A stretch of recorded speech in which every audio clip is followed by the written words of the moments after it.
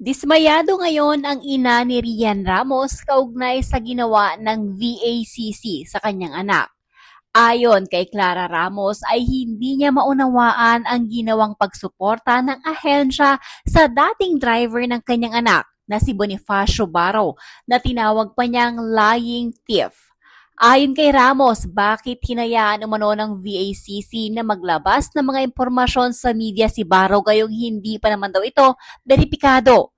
Dahil sa ginawang kaliwat kanang pagpapa-interview umano ni Barro ay lumala tuloy ang issue imbis umano na mabigyan ng hustisya ang totoong biktima lalo pa raw tuloy na pahamak dahil sa ginagawa ng VACC. Hindi umano ito deserve ng kanyang anak. I don't understand VACC's support for a lying thief. Nagpa-interview pa left and right, dishing out unverified information.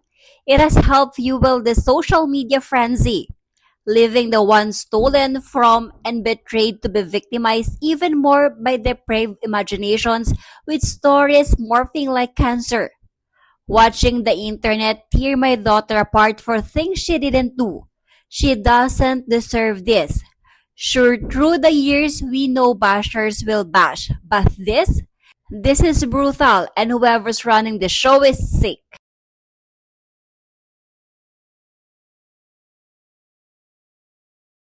Tapos nito, kapansin-pansin naman ang paglalike ng ina ni Rian sa komento na kung saan ay tila may nalalaman sa issue ngayon na kinasasangkutan ng anak.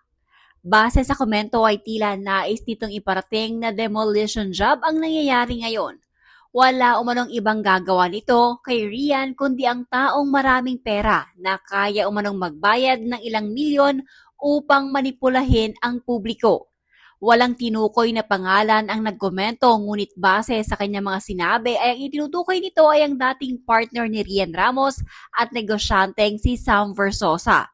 Kabuang komento nito, the VACC president is very obvious. Malaking bayad sa kanya. Ang lakas ng loob niya at ng driver maghakot ng media papuntang NBI. After that non-stop interview na everyday walang palya, obviously, someone bitter na super mayaman at nagpanggap na mabait at madasalin ang may pakana ng lahat ng mga ito. He is very powerful. Kaya niya magbayad ng millions and millions sa mga taong yan para lang siraan si Rian. Damay na rin dalawang kaibigan niya. Yung pagre-report pa lang ng driver sa kanya, very suspicious na. Kung saan sinasabi pa ng driver na mabait daw yon at ginawa pa ng another issue si Rian with a vlogger. All these are demolition job kasi ayaw na ni Rian sa kanya. Kaya mag-ingat po kayo sa taong yan.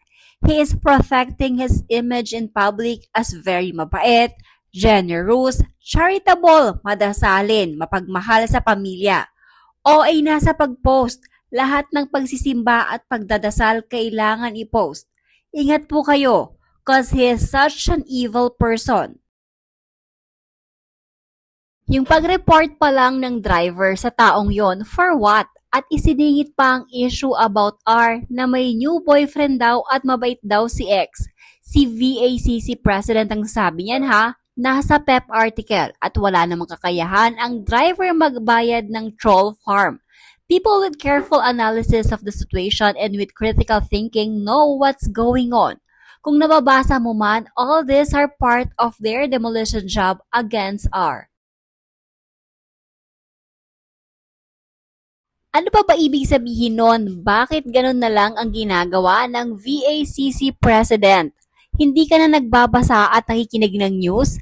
Kung driver lang talaga yan, hindi mangyayari yan. Tsaka hindi kikilos ng ganyan ang VACC interviews left and right.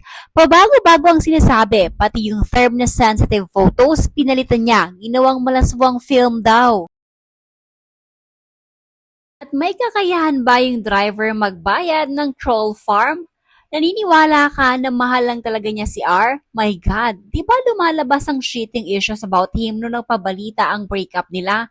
Nanahimik lang si R. Siya nagbabantang kasuhan daw yung mga marites. Bakit walang kinasuhan? Tapos, eto na nga, he is trying to destroy R and pinalabas pa na may new boyfriend si R kaya sila naghiwalay. OMG, seriously, akala ko rin mabait siya noon. Pero with all those issues na involved siya before this driver incident nila R, nako. At saka I remember during the campaign period, may nagtanong sa kanya saan galing ang perang pinambili niya ng bigas for donation. Ang sagot niya, binantaan talaga niya ang netizen na yon.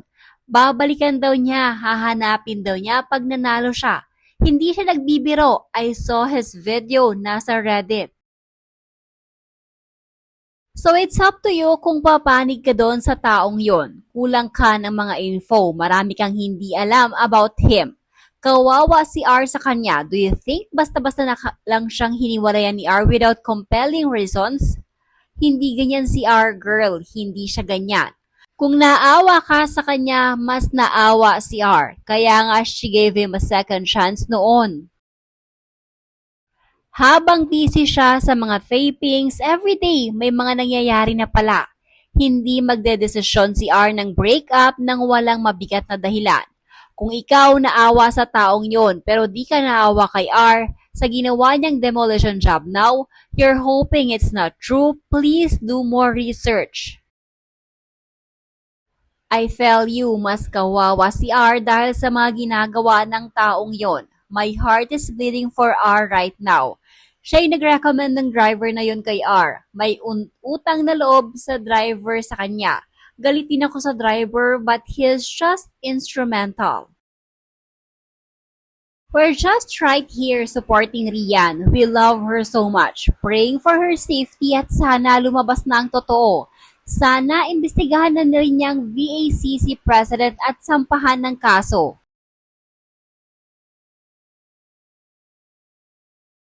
To VACC, sana maging patas kayo kahit anong sinasabi ng driver, pinapaniwalaan nyo at parang gina-justify nyo pa. Kahit obvious naman nagsisinungaling, paano naman yung rides ng mga girls? Ninakawan na nga sila tapos parang gusto nyo pang idiin at palabasing masama?